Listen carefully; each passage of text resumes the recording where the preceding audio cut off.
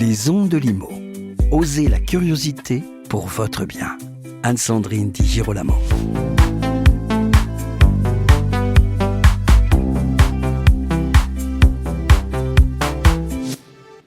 Mon invité est entré au poste de directeur national du commerce chez Nexity il y a tout juste quelques mois. Il a accepté d'expliquer, d'incarner même dans cet épisode, ce que signifie concrètement le fait de faire évoluer sa stratégie commerciale quand on est Nexity, le premier promoteur de France. Il va aussi nous expliquer ce qu'est un parcours client sans couture, et je reprends là son expression, mais trêve d'introduction et place à l'interview. Paul Lassalle, bonjour. Bonjour Anne-Sandrine. Vous êtes entré chez Nexity en octobre 2024 en tant que directeur national du commerce, donc félicitations. Merci. Est-ce que vous pourriez partager avec nous quelques éléments marquants de vos premières semaines chez Nexity à ce poste qui est évidemment extrêmement important ?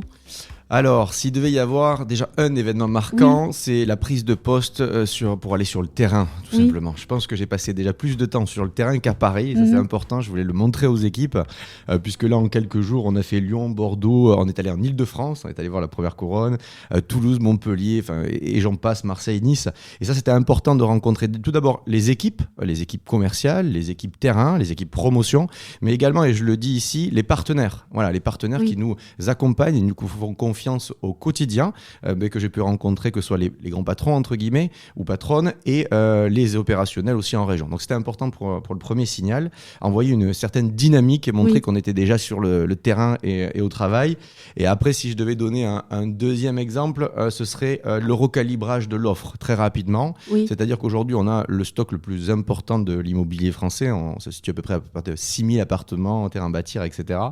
Et il fallait recalibrer l'offre de demain. Et donc déjà, on a passé énormément de temps à se dire qu'est-ce que veut le consommateur, qu'est-ce que veut le client aujourd'hui, certes, mais surtout demain, parce que le métier de la promotion, c'est créer un produit aujourd'hui pour qu'il sorte grosso modo. C'est du temps long en fait. Exactement, qu'il sorte dans 1 an, dans 2 ans. Et donc là, au travers des discussions avec les équipes, le terrain et les partenaires, le terrain, on a déjà commencé à recalibrer l'offre à venir. Voilà. Donc avec le sourire, finalement, votre entrée en fonction, c'est un tour de France, donc beaucoup de TGV et beaucoup de trains et du travail dans le train pour préparer tout ça. Exactement, le train, parce qu'on est très RSE chez Nexity, donc beaucoup de trains comme vous le dites et des rencontres. Oui, évidemment, je sais bien que vous êtes très RSE, d'où le train.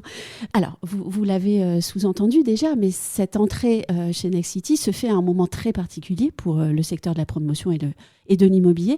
C'est un moment particulier aussi pour la fonction commerciale. Oui. Tout à fait. Pourquoi ? Alors, le tempo a été donné par Véronique Bédag, qui travaille, du coup, qui est ma responsable et la présidente directrice générale de Nexity, a été donné de mettre le commerce au centre de tout et en particulier le client. Et ça, c'est vraiment important. Je ne dis pas qu'avant, ça n'était absolument pas fait, loin de là l'idée, mais là, on a un poste encore plus central dans les discussions et dans tout. Ça veut dire quoi ? Ça veut dire que tout l'univers Nexity part aujourd'hui du client, que ce soit toutes les marques, puisque Nexity regroupe les marques du groupe Nexity, Édouard Denis, GFI, Terrain à bâtir, etc. Héritage de la réhabilitation aussi. Et si je devais dire quelque chose, Véronique a mis le commerce au centre, surtout pour écouter le client. Voilà ce qu'il faut. Mais concrètement parlant, qu'est-ce que ça veut dire alors ? Ça veut dire que par exemple, quand aujourd'hui, je vais vous donner des exemples précis, quand on passe des comités, on appelle ça des comités chez nous, les développeurs fonciers vont regarder terrain, regarder les opportunités qu'ils peuvent avoir. Et avant, de manière plus générale, on disait il va y avoir un petit peu de T2, un petit peu de T3, un petit peu de T4, 2 pièces, 3 pièces, 4 pièces, pardon. Et puis grosso modo, il y avait une telle pression de la demande que l'offre se vendait. Aujourd'hui, on va plutôt réfléchir à l'inverse, comment on l'apprend aux bases du commerce, en fait, tout simplement. C'est qu'on va écouter qu'est-ce que veut le client à cet endroit-là précis. Est-ce qu'à cet endroit-là, il veut des 2 pièces de 38 mètres carrés. Est-ce qu'il veut des 2 pièces de 45 mètres carrés ? Et alors, ça paraît anecdotique comme ça, mais 6 mètres carrés sur des prix moyens à 5 000 € le mètre, ça veut dire que vous allez avoir des différences de prix entre 20 et 30 000 € l'appartement. Et ça, c'est vraiment important. Donc, ce que ça change, c'est exactement ça. C'est-à-dire que chaque terrain est passé au tamis, un tamis très précis de savoir à cet endroit-là précis, quel est le client que nous allons adresser, quel est son pouvoir d'achat, combien est-il capable de mettre, etc., etc. Voilà le... Ah oui, d'où le Tour de France. D'où le Tour de France.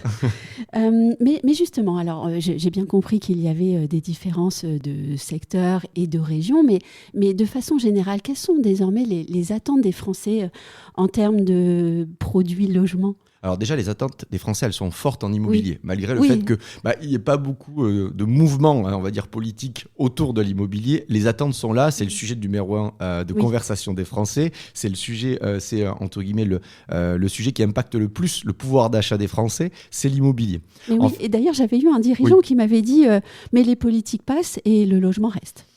Oui, alors ça, oui, tout à fait. Et là, alors, il y en a beaucoup qui sont passés, en tout cas, au ministère du Logement, même s'il a changé différentes fois de nom. Mais en fait, aujourd'hui, il n'y a pas grand-chose qui reste, puisque la dernière loi qui était pour pousser aussi l'investissement, je ne sais pas si on en parlera aujourd'hui, mais l'investissement Pinel tend à disparaître dans quelques jours. Voilà. Donc tout ça pour dire qu'est-ce qu'ils attendent les Français. On va faire un petit peu un zoom sur la résidence principale. En fait, ils attendent de devenir propriétaires. Ils ont un petit peu marre de jeter l'argent par les fenêtres, entre guillemets, et de subventionner un logement qui est pour une personne. Au bout d'un moment, ils payent, c'est le chemin classique. Ils deviennent locataires, ils paient, et au bout d'un moment, ils veulent passer à la propriété. Et bien tout simplement, nous, le raisonnement qu'on doit avoir, c'est qui veut passer à la propriété, comme je le disais précédemment, quel pouvoir d'achat ils ont, et à nous de créer les logements pour ces personnes-là. Voilà, si on est sur de la primo-accession, qu'ils ont, je ne sais pas, des pouvoirs d'achat aux alentours de 200-250 000 euros, on doit calibrer une offre pour avoir ces 200 à 250 000 euros de T2, de T3, etc. Donc, on va écouter les Français sur surtout le pouvoir d'achat, c'est le premier levier. On a parlé de l'environnement multiterritoire, l'attente des Français. Ce qui est intéressant aussi chez Nexity, c'est qu'on a un environnement multimarque. Oui, tout à fait. Donc, vous êtes capable de moduler l'offre en fonction aussi d'autres critères que celui du territoire. Alors, on peut même aller encore plus loin, multimarque et multiproduit. Parce que si on reprend juste un pas de côté, en fait, Nexity, c'est le premier promoteur français et du coup, le premier opérateur immobilier en termes de stock d'appartements et de terrains, puisque si on fait un peu en global, si les gens veulent accéder à la propriété de par le rêve des Français, qui est la maison par exemple, nous avons 1000 terrains à bâtir. Donc déjà, nous, on peut adresser cette population-là. Ensuite, on va avoir 500 maisons déjà construites. Donc s'ils ne veulent pas la faire construire, nous, on peut en proposer déjà à peu près 500.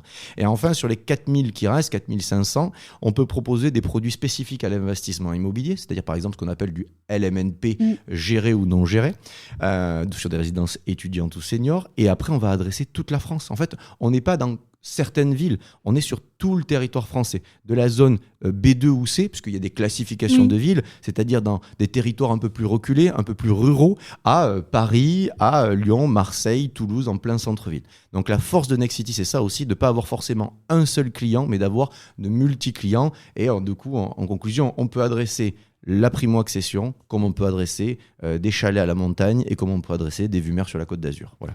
Et je reviens aux clients, puisque vous faites de la vente directe, oui, tout à fait, appuyée par un centre d'appel. Alors évidemment, moi je suis très curieuse de cela. Est-ce que vous pourriez me raconter comment les choses s'organisent sur ce centre d'appel ? Alors, elles s'organisent très bien. Alors déjà, le centre d'appel, la localisation, elle est à Toulouse, donc on l'a mis en région. Ça, c'est aussi important, historique de la marque. Comment ça se passe ? Du coup, le client, le prospect, du coup, à ce moment-là, quand il veut des informations, il va sur notre site ou à d'autres endroits et il rentre dans l'univers de la marque. Notre centre d'appel, tout simplement, va lui téléphoner. Vous avez une vingtaine de collaborateurs au centre d'appel de Toulouse dont je parlais et vont commencer à le renseigner pour répondre à ses premières questions. Le premier contact, elle se fait potentiellement là on parle de centre d'appel du coup à l'oral, mais peut aussi se passer par chat ou par WhatsApp parce qu'on utilise un petit peu tous les moyens aujourd'hui. Et du coup, quand le prospect, à ce moment-là, est intéressé, tout simplement, on l'oriente vers un conseiller commercial. Donc, le centre d'appel est très, très important dans notre hiérarchie ou dans notre chaîne client, le parcours client sans couture. C'est de se dire quoi ? C'est de se dire qu'il va adresser le prospect, tout doucement le renseigner, et si le prospect est intéressé, tout simplement l'accompagner vers le conseiller qui lui sera, qui répondra le mieux à ses questions, parce que des fois, ça peut être le prospect qui, je vais vous donner un exemple, j'habite Paris, je veux des informations à Marseille. Est-ce que je dois être mis avec le conseiller de Paris, puisqu'on va mettre en avant la proximité physique, ou est-ce que finalement je veux être mis en proximité avec le conseiller de Marseille ? Et toutes ces petites questions, en fait, tout simplement, le prospect n'y voit rien, mais nous, ça nous permet tout simplement d'adresser au mieux le client derrière. Donc le centre d'appel, comme vous dites, très important dans notre base à nous. Et j'aime beaucoup votre expression sans couture, en fait. Ça appelle un peu à se dire que finalement, une entreprise aussi grande fait de la haute couture pour le logement. Alors, ce serait prétentieux de dire de la haute couture, mais en tout cas, on s'en inspire. Oui. On s'en inspire. D'ailleurs, on fait une petite aparté, mais sur les formations des vendeurs qu'on va mettre en place, on va s'inspirer du luxe. Voilà, ça c'est très important. Parce que voilà, j'avais quand même raison de poser la question. On était bon. Le parcours client du luxe est source d'inspiration énorme, on va dire ça comme ça. Presque infini. Ah ouais, c'est tout simplement fabuleux. Alors je dis pas qu'on y arrivera, parce qu'attention, mais en tout cas, s'en inspirer et s'en rapprocher le plus possible. Donc ouais, on va essayer de faire du sans couture. Et une attention particulière à la personne. Alors ça c'est certain, quand il rentre dans l'espace de vente, quand il prend un rendez-vous avec nous, avant qu'il arrive, on lui a déjà posé 2-3 questions, on a imaginé comment on allait le recevoir, voire même dans certains cas, certains clients, prospects du moins à ce moment-là, veulent être reçus soit chez eux, donc nous nous déplaçons, ils veulent être même reçus des fois entre midi et 2 dans leur lieu de travail, nous nous déplaçons, on va mettre dans les comités d'entreprise pour faire des permanences. En fait ce qu'on veut dire c'est qu'une nouvelle fois le sans couture c'est aussi s'adresser physiquement et aller où physiquement le client est. Voilà.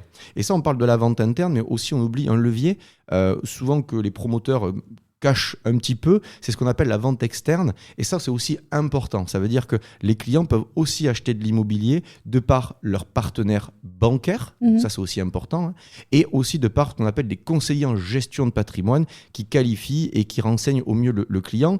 Et pourquoi on ne s'en cache pas chez Nexity? Puisque, en fait, comme on propose les produits excessivement qualitatifs, entre guillemets, ces grands réseaux de distribution préfèrent à distribuer nos produits plutôt que d'autres.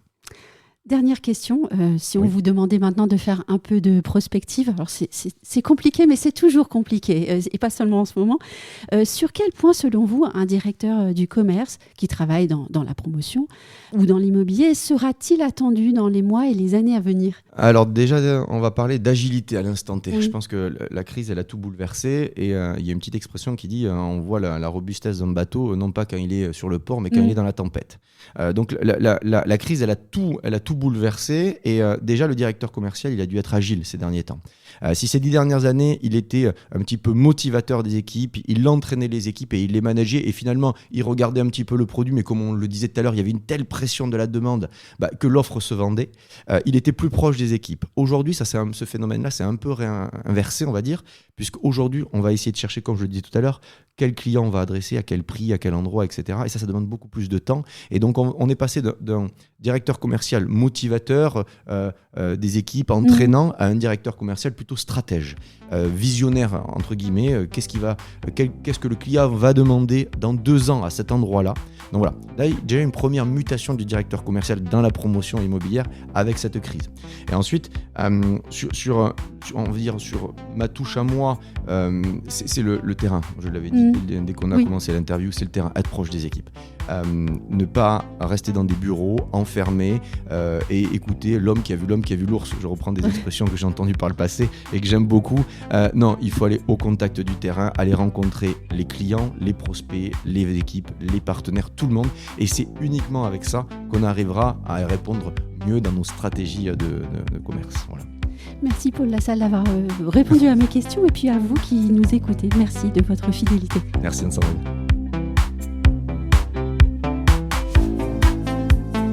Retrouvez les ondes de l'IMO sur ondedelimo.com, les réseaux sociaux et la newsletter.